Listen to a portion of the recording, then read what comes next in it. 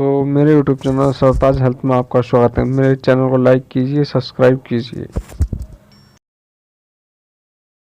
है जो कि एक मेडिकल स्टोर पर होनी ही चाहिए। तो चलिए वीडियो को स्टार्ट करते हैं। तो देखिए क्या है, सबसे पहली जो कैटेगरी है हमारी वो है फीवर यानी कि एंटीपायरेटिक, यानी कि बुखार में जो बुखार को उतारने के लिए मेडिसिन दी जाती है वो कौन कौन सी है। उसके अंदर आता है पैरासीटामोल। तो पैरासीटामोल सबसे बेस्ट मेडिसिन होती है बुखार के लिए। ये दोनों डोज में अवेलेबल है, 500 mg और 650 mg। और कुछ इसकी फेमस ब्रांड नेम है, जैसे पैरासिप है, ठीक है, सिप्ला कंपनी की आती है ये है। दूसरी है जैसे क्रोसिन है, ये भी क्या है बुखार के लिए होती है। अगर एक और फेमस ब्रांड नेम बताऊं तो जैसे डोलो नाम से भी आती है, ठीक है। अब ध्यान से देखिएगा, पैरासिप के अंदर तो साल्ट नेम पैरासीटामोल लिखा हुआ है, लेकिन क्रोसिन के अंदर कहीं भी पैरासीटामोल नहीं लिखा हुआ है। अब ऊपर ये देखिए, यहाँ पे ये साल्ट नेम लिखा हुआ है, ठीक है, यहाँ पे कहीं भी पैरासीटामोल नहीं है। यहाँ पे क्या है, एसिटामिनोफिन एंड कैफीन टैबलेट। अब इस ये क्या चक्कर है, ठीक है तो बुखार को उतारने के लिए, लेकिन पैरासीटामोल नहीं है।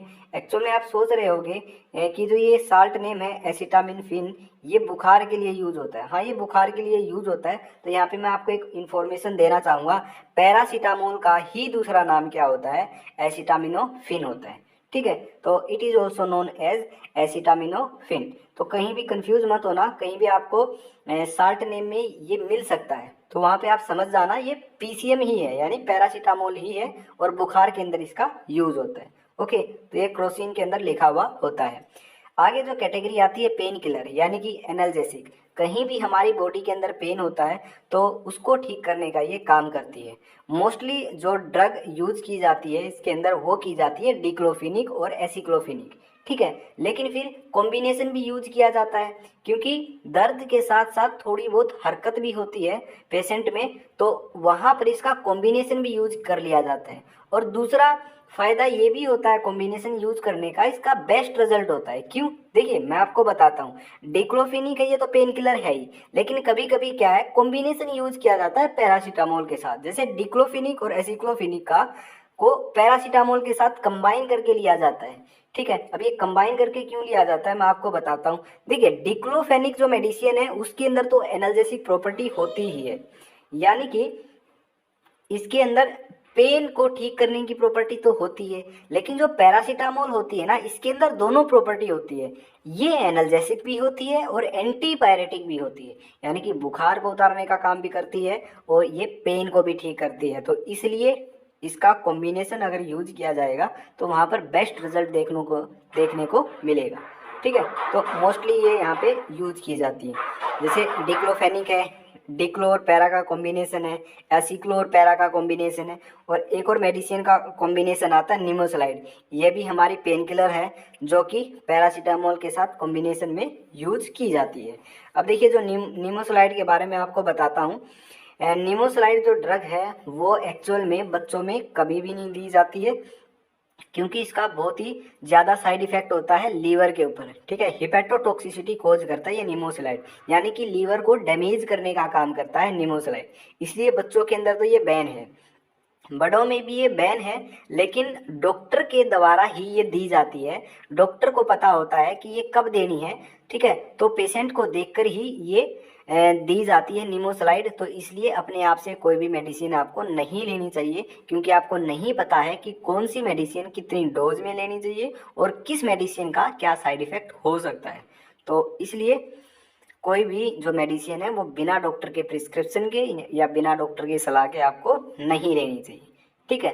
तो सबसे बेस्ट जो मेडिसिन होती है वैसे पेन किलर के लिए वो एसिक्लोफेनिक और डिक्लोफेनिक होती है, ठीक है। फिर निमोसलाइड का यूज किया, निमोसलाइड वैसे हैवी पेन किलर होती है, तो डॉक्टर ही बताता है ये कब लेनी चाहिए। और इसका जो साइड इफेक्ट है वो बहुत ज़्यादा है, लीवर को ये बहुत ज़्यादा डैमेज करती है, ठीक है। तो डोज भी डॉक्टर के द्वारा ही बताई जाती है। ओके, तो देखिए यहाँ पे दिख रहा होगा आपको, वूनेक प्लस के नाम से है एक मेडिसिन, जिसके अंदर क्या है दो ड्रग का कॉम्बिनेशन है, एनाल्जेसिक के साथ साथ एंटीपायरेटिक और एनाल्जेसिक है, यानी कि डिक्लोफेनिक का जो कॉम्बिनेशन है वो पैरासीटामोल के साथ। तो इसको हम जनरली डिक्लोपैरा कॉम्बिनेशन के नाम से भी जानते हैं। आगे बात करते हैं आगे जो दिख रही है आपको वो है जेरडोल पी, ये ब्रांड नेम है और इसके अंदर दो मेडिसिन का कॉम्बिनेशन है, एसिक्लोफेनिक और पैरासीटामोल। एसिक्लोफेनिक 100 mg है और पैरासीटामोल 3 to 5 mg है। निमोसलाइड और पैरासीटामोल जैसे ये भी कॉम्बिनेशन है, लास्ट में मैंने आपको बताया था। आगे जो कैटेगरी आती है वो आती है स्टमक पेन, यानी कि अगर पेट में दर्द है तो कौन सी मेडिसिन होनी चाहिए। तो वहाँ पे दो मेडिसिन यूज की जाती है, एक तो यूज की जाती है डाइसाइक्लोमाइन और एक यूज की जाती है मेफ्टाल स्पास। मेफ्टाल स्पास के अंदर कॉम्बिनेशन होता है दो ड्रग्स का, मेफेनिक एसिड और डाइसाइक्लोमाइन का।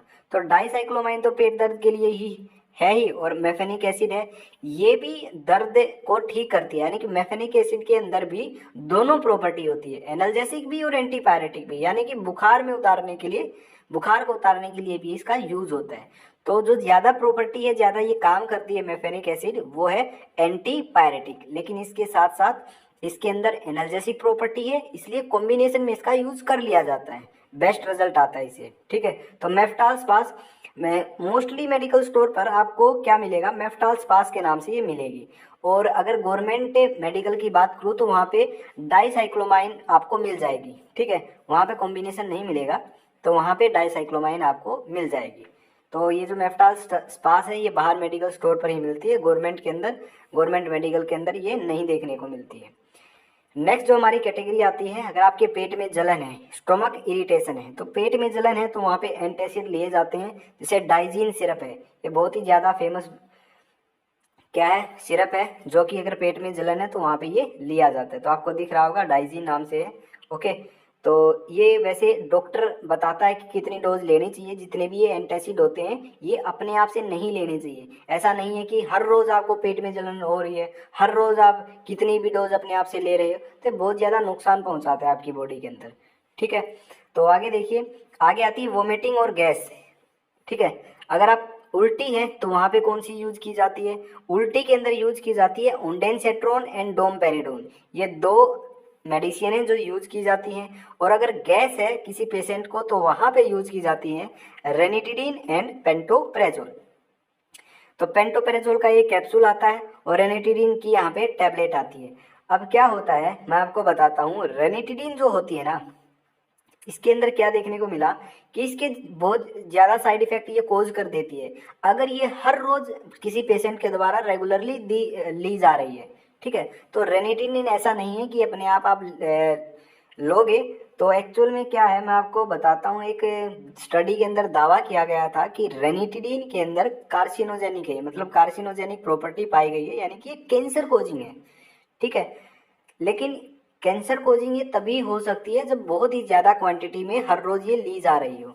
ठीक है, वैसे अगर मैं आपको एक और पॉइंट बताऊं तो जैसे आप ये हैंड सैनिटाइजर यूज कर रहे हो ना, अगर कोई व्यक्ति लगातार हर रोज हैंड सैनिटाइजर यूज कर रहा है तो कई सालों के बाद भी वो कार्सिनोजेनिक इफेक्ट शो करता है। यानी कि जो हैंड सैनिटाइजर है वो भी कार्सिनोजेनिक है, यानी वो भी कैंसर कोज कर सकता है। लेकिन इसका जो रिजल्ट है वो बहुत कई सालों के बाद देखने को मिलता है हैंड सैनिटाइजर का। ठीक है, और रेनिटिडीन की बात करूँ तो इसके बारे में कुछ अभी तक मतलब कॉन्फर्मेशन नहीं है कि ये कार्सिनोजेनिक प्रॉपर्टी है, ये कैंसर कोज करती है, कब करती है ये भी मतलब प्रॉपर स्टडी नहीं है। लेकिन फिर भी कोई भी मेडिसिन, बार बार मैं आपको कह रहा हूँ, कोई भी मेडिसिन आपको अपने आप से नहीं लेनी है, अपने आप लेने लग जाओ कितनी भी डोज, ठीक है, कितनी भी बार, तो ऐसा नहीं करना है। ठीक है, ये है कि कभी कभार आपने ले ली तो चल जाएगा, लेकिन बिना डॉक्टर के परमिशन के आपको नहीं लेनी। तो ये है थी वोमिटिंग और गैस के लिए। ठीक है, नेक्स्ट जो कैटेगरी आती है वो है एंटी एलर्जिक। एंटी एलर्जिक के अंदर यानी कि कहीं पे एलर्जी है या फिर किसी कीड़े ने काट लिया है, ठीक है, तो वहाँ पे इन मेडिसिन का यूज किया जाता है।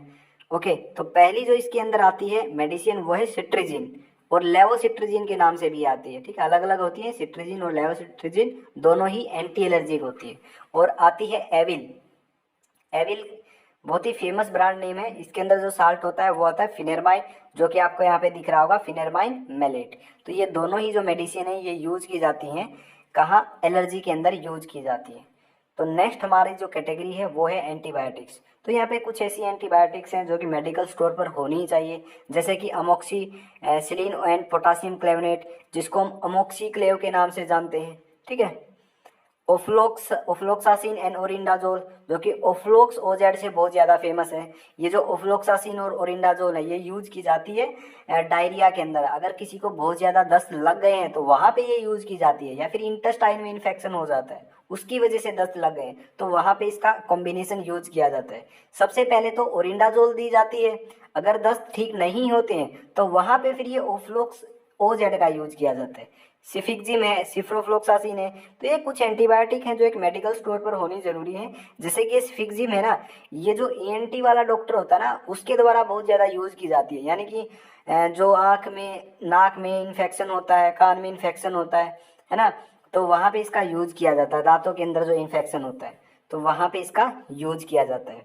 ठीक है, तो ये कुछ कॉमन मेडिसिन्स है, कॉमन एंटीबायोटिक है जो एक मेडिकल स्टोर पर होनी चाहिए। वैसे एंटीबायोटिक्स के बारे में एक अलग वीडियो बनाएंगे और वहाँ पे बिल्कुल डिटेल में डिस्कस करेंगे कि हर एक एंटीबायोटिक का क्या यूज है।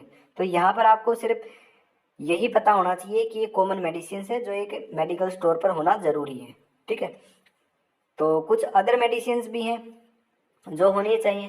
ठीक है, जिसमें कैटेगरी नहीं बनाई है। जैसे कॉन्स्टिपेशन के लिए की बात करूं, अगर एडल्ट के अंदर कॉन्स्टिपेशन है, यानी कि जो एडल्ट है उसको अच्छे तरीके से क्या है वो फ्रेश नहीं हुआ जा रहा है, ठीक है, तो वहाँ पे एनिमा यूज किया जाता है। तो एनिमा होना चाहिए मेडिकल स्टोर पर, ये कॉन्स्टिपेशन में यूज किया जाता है। और ग्लिसरीन सपोजिटोरी ये होनी चाहिए, और ये भी कॉन्स्टिपेशन में यूज की जाती है। जो ये एनिमा है ये एडल्ट के अंदर यूज किया जाएगा, और जो ग्लिसरीन सपोजिटोरी है ये बच्चों के अंदर यूज की जाएगी। और ये जो ग्लिसरीन सपोजिटोरी है ये हमेशा फ्रिज में रखी जाती है।